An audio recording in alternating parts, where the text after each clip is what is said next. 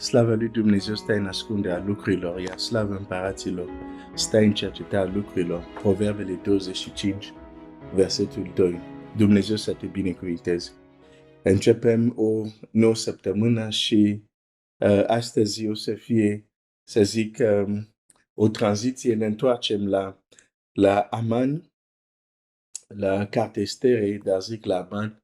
Aman care a primit inelul și vom începe să vedem lucru pentru care am făcut tot acest ocol. A fost destul de lung, dar înainte să ne întoarcem la Aman, săptămâna trecută am terminat un pic, ca să zic, brusc, dar înainte să merg mai departe, aș vrea să spun anumite lucruri foarte importante legate de emoțiile. Acum, te rog, când vorbesc de emoțiile, am zis foarte bine, există o latură, ca să zic așa, negativă emoțiilor, dar cred că în orice lucru, chiar când vorbim de emoții, există diverse nivele în ceea ce când vorbim de emoții.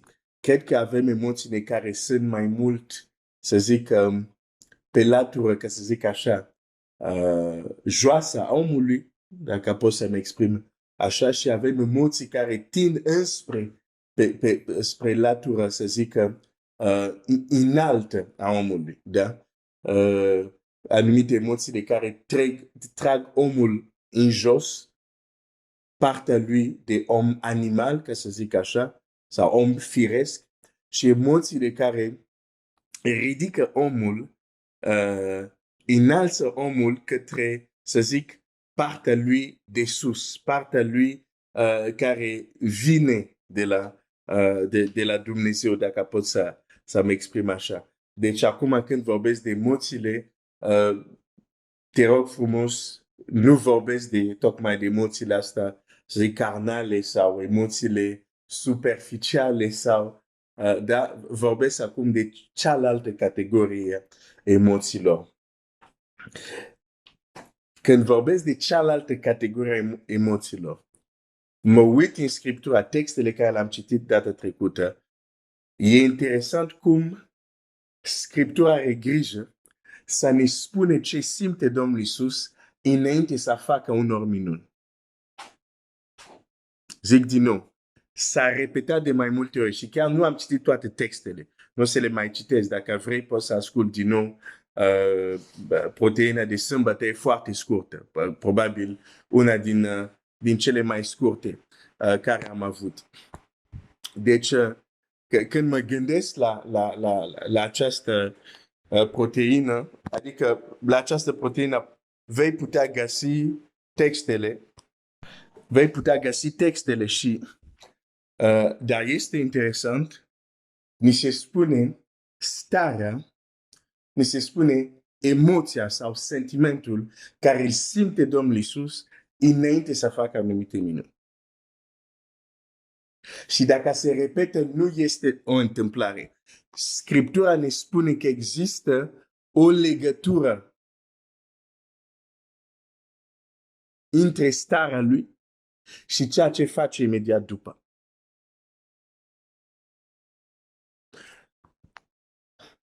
De aceea am ajuns personal la concluzia aceasta. Apoi pot să spun, de fapt, ce spun acum este ca să dau unele elemente la cei care vor să studieze subiectul mai mult, nu o să merg mai departe pentru că o să fie, ajungem chiar foarte departe.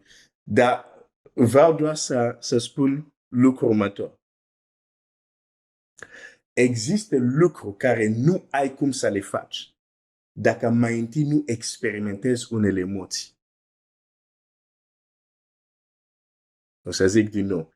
Există lucruri care nu ai cum să le faci dacă nu experimentezi mai întâi un fel de emoții. O să merg mai departe. Există lucruri în tine care nu se vor manifesta până nu experimentezi un anumit fel de experiență emoțională.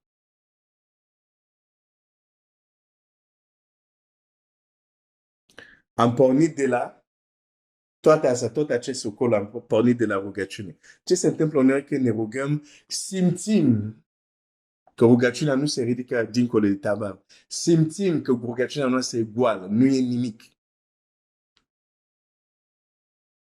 Și am zis, nu este totdeauna un sentiment greșit. Uneori poate fi inamicul care vrea să ne descurajeze, vine cu gânduri de îndoială, dar nu să vorbesc de partea asta, că partea asta o știe toată lumea. Vreau să vorbesc de cealaltă față a monedei. Unde ceea ce simt este chiar ceea ce se întâmplă. De fapt, omul interior din tine îți spune, ce ai făcut acum n-are niciun impact în lumea spirituală. O să ne întoarcem la rugăciune. Dar mă întorc, de exemplu, la tocmai ce am zis mai devreme și o să mă duc în Scriptura să-ți arăt ceva. De fapt, e un text despre care am mai vorbit. Cum înainte să faci anumite lucruri, mai întâi trebuie să ai o anumită experiență emoțională. Bun, zicând asta, nu sună neapărat foarte dovnicesc. Hai pentru a, să zic, să fie ok pentru alți, hai să zic, trebuie să fii într-o anumită stare. Dar, de fapt, starea respectivă e tot legată de o stare emoțională. Chiar dacă zic stare spirituală, de fapt, este o stare emoțională. Nu e un raționament, nu este un gând, este o stare emoțională. Da? Când etiopianul îl primește pe Domnul Iisus și este botezat și Filip dispare, Biblia zice, a mers pe drumul lui plină de bucurie. Asta este emoție. Poți să încerci să o întorci cum vrei tu. Este emoție. Și bucuria aia care el o simtea venea din Dumnezeu. În sensul că l-a primit pe Dumnezeu, a primit Duhul lui Dumnezeu, Duhul lui Hristos, bucuria aia venea de acolo. Dar era o stare emoțională. N-ai cum să spui, era un raționament. Nu, era o stare emoțională. Oare era negativă? Nu. Era foarte bine. Și era foarte bun cu experimentat. Întoarcem acum la rugăciune. Când ne rugăm, vorbim. De multe ori. Folosim cuvinte. Însă,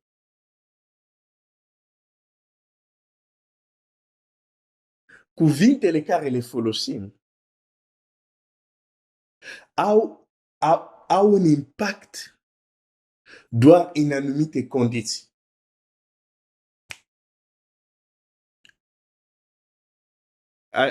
Hai să citim Marcu. Hai să citim Marcu. Marcu 11. E Domnul Iisus care vorbește aici. Și apoi o să mergem în Vechiul Testament azi sau mâine. Dar Marcu 11 zice așa. Versetul 23.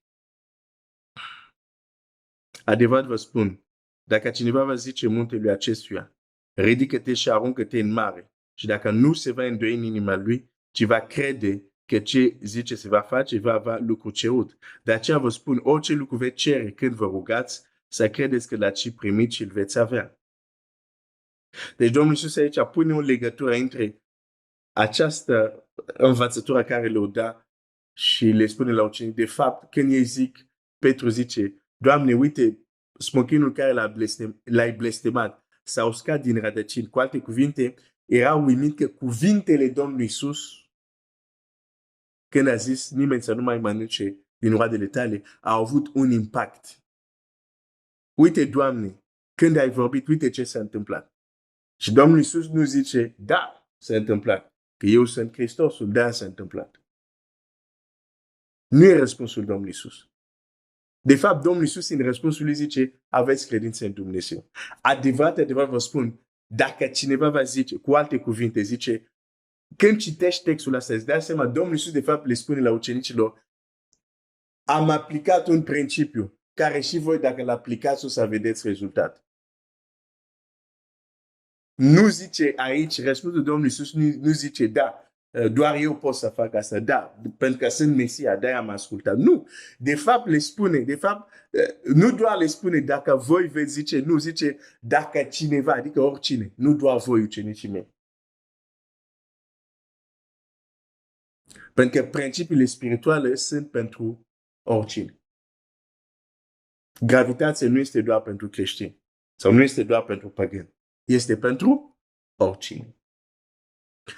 Și le spune, dacă cineva va zice, dacă cineva va spune cuvintele, și apoi zice așa, și crede în inima lui. Cu alte cuvinte zice, a pronunța cuvintele nu este totul pentru să ai impact. A pronunța cuvintele este doar prima parte. Ca cuvintele care le spui să aibă impact, adică să aducă un rezultat vizibil în lumea fizică, că până la urmă când ne rugăm, asta căutăm. Rugăciunile noastre să aducă rezultatul vizibil, concret, tangibil în lumea în care trăim. Zice, nu trebuie doar să vorbești, nu e vorba doar să spui cuvinte. Mai este un alt factor și factorul celălalt zice și crede în inima lui. Deci clar aici Domnul Iisus zice impactul cuvintelor tale e direct legat de starea inimii. Nu se va îndoi, ci va crede. E o stare a inimii. Și apoi zice, de aceea vă spun când vă rugați. Deci zice, acest principiu se aplică și la rugăciune. Nu este doar vorba să spui. Dar când spui, în ce stare ești? Ok, acum mă întorc la Aman. Am zis fac tranziția astăzi. Aman, când primește inelul, hai să ne ducem în cartea Esterei repede, pentru că aș vrea să mă încadrez în 15 minute, dar să văd dacă o să reușesc, dacă nu, o să mă opresc brusc și continuăm. Mâine mergem în cartea Esterei, Estera 3, și Biblia spune așa.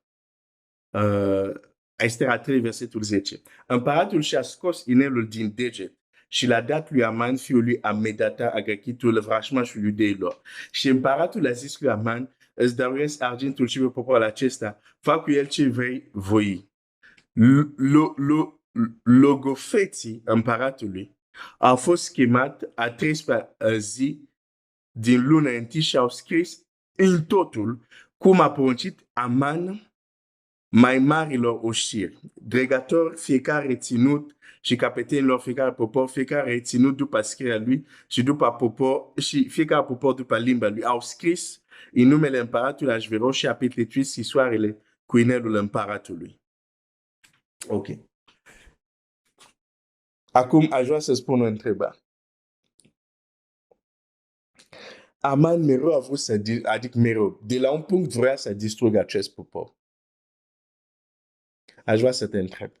Și chiar împărtășea asta acasă la soția lui, la prietenii lui, de cum are probleme cu Aman și cum vrea să scape de el și la un moment dat îl vor sătui, ok, fa un loc unde să fie spânzurat. În fine. Dar aș vrea să spun această întrebare. Dacă același Aman se ducea la el acasă și zicea, soția, ia ortie, sau prieteni, luați ortie, și începea să facă exact aceleași declarații care l-a făcut aici. Oare ar fi avut impact? Nu, ar fi avut zero impact.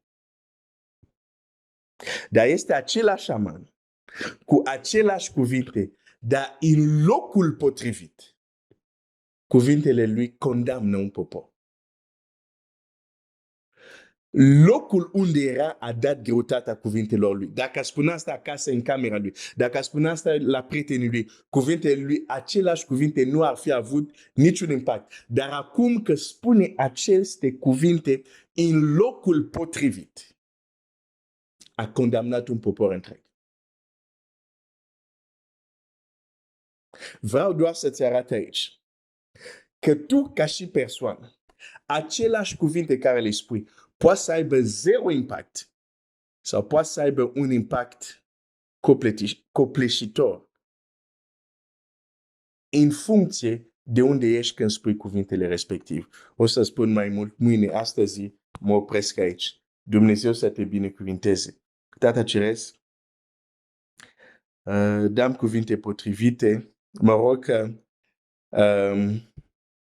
să putem să ne apropiem de tine, dar dorim și să înțelegem principiile tale. Nu doar să ne apropiem de tine cum vrem noi, cum ne convine noi și nu ne pasă de principiile care tu le-ai stabilit.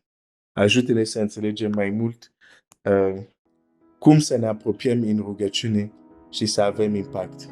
Că nu ne-ai dat rugăciune să fim ocupat, dar că lucrurile să se schimbe. Tată, îți mulțumesc în numele lui Iisus. Amin.